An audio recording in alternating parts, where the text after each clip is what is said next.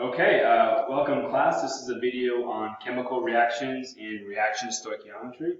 We're stepping back to chapter 3, and we're going to talk a little bit more about the math behind chemical reactions. So, let's see here. First off, I'm going to make two different types of videos, one that's more conceptual and one that's more geared to doing example problems. When we talk about the upcoming chemical reactions, this is the terminology we're going to start using. We're going to use A, B, and C to indicate the elements, molecules, and compounds in a chemical equation. X, Y, and Z are going to be referring to the constant coefficients. So this is just a basic chemical equation that we have.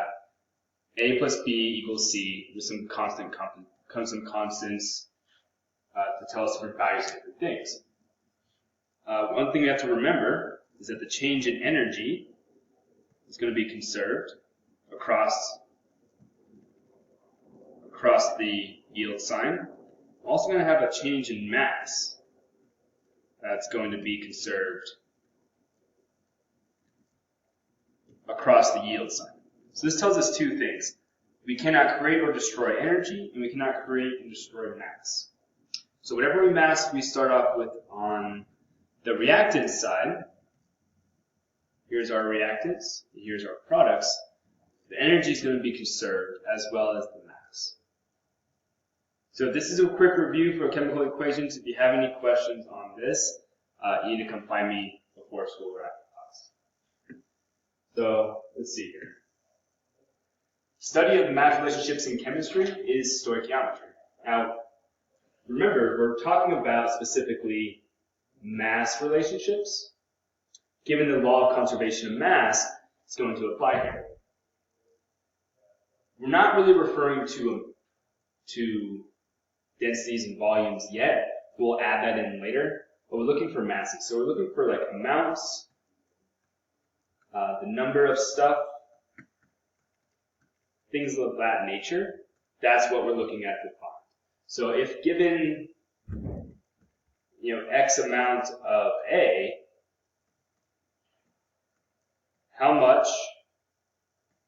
of C is produced? This is the type of questions that we're trying to answer here. So this is important. These are the questions we're trying to answer. Given X amount of A, how much C is going to be produced? This is important in chemical equations because we want to be able to predict what will happen in the reaction. Some key vocabulary for the vocab quiz. Yes, we're going to have a vocab quiz. These are the vocabulary terms you need to know.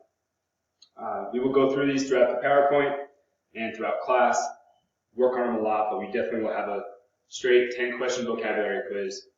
Chemical equation, Avogadro's number, moles, molar mass, molar ratio, a quantitative relationship, limiting reactant, excess reactant, actual and theoretical yield. You need to know these vocabulary words. Okay, cool. Let's get started. So chemical equations, these are concise representations of chemical reactions. We indicate the difference between between elements based on the symbol, and the difference between the subscript and the superscript. Here, the subscript are very different. Now, they will be confusing, so this is something that you need to be wary of.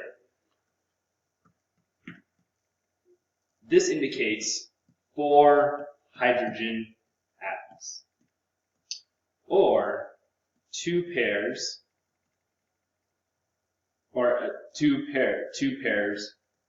of hydrogen atoms, or 2 H2 molecules.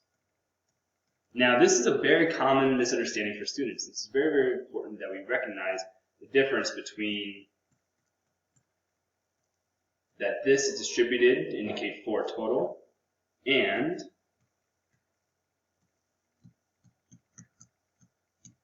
we distribute this way. So a rule of thumb, if we have a number on the right, it refers to the atom directly. If the number is on the left, it's distributed, etc. So Again, quick review, but we got to remember the difference between the subscripts and the coefficients.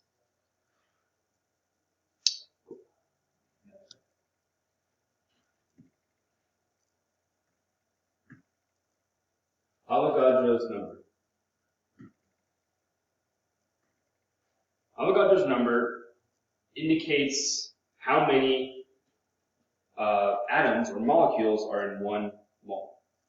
So what is a mole? Now, a mole is exactly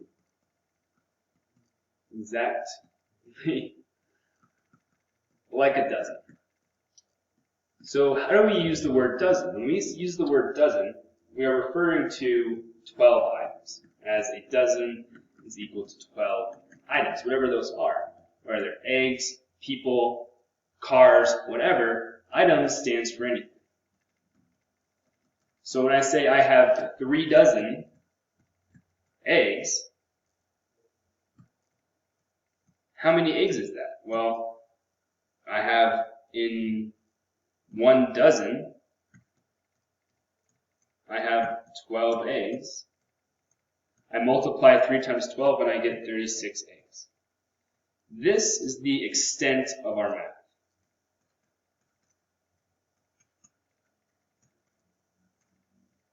So if you can understand that if I say, how many eggs do you have if you have 3 dozen? And you say, oh, Mr. Bridgewater, you have 36. Duh, you're an idiot. Why don't you teach me something important? That's what we're talking about here. This is the extent of the math. 3 dozen eggs is, 12 eggs in a dozen is 36 eggs. We're going to change the terms, and things might get more complicated, but at the core, this is what we're doing. We're using the words mole and dozen as a sign or a symbol for an amount of items. So, if we use 1 dozen for 12 items, then 1 mole is this equal to 6.02 times 10 to the 23rd items. Now in chemistry we don't use the term items, we're going to be referring to atoms or molecules.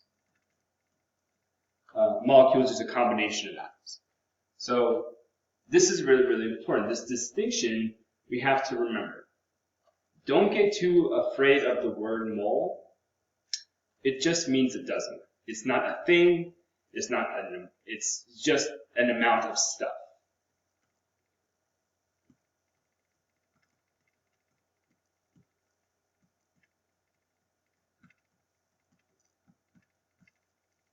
And that's it.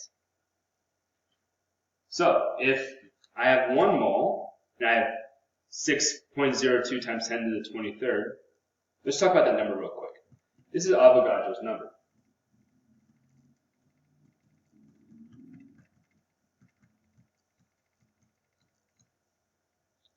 This is the amount in a mole.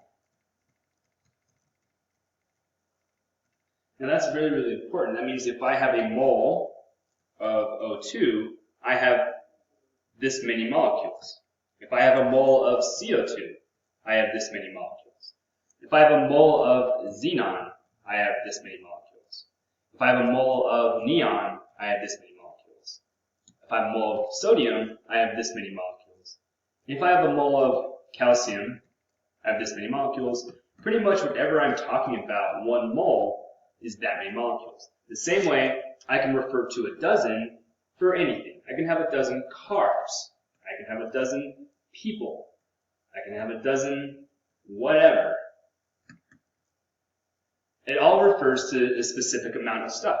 It's a shortcut in the sense that instead of saying I have this many molecules, 6.02 times 10 to the 23rd, which is a huge number, we can just say 1 mole.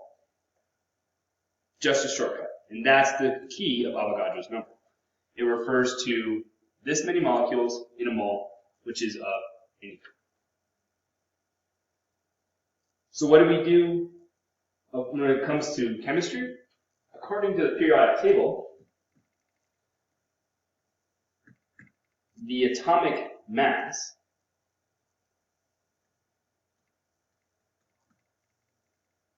of an atom will be that many per mole. So we can use the atomic mass, 12 grams per carbon, as the molar mass. The molar mass, which we'll talk about in the next slide, is the mass of a mole. It's in the units of grams per 1 mole. So that's a hint what we're going to talk about on the next slide.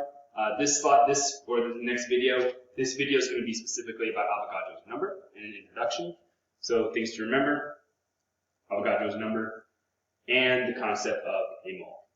So get that in your notes, and we'll talk about it in class. All right. Have a great day.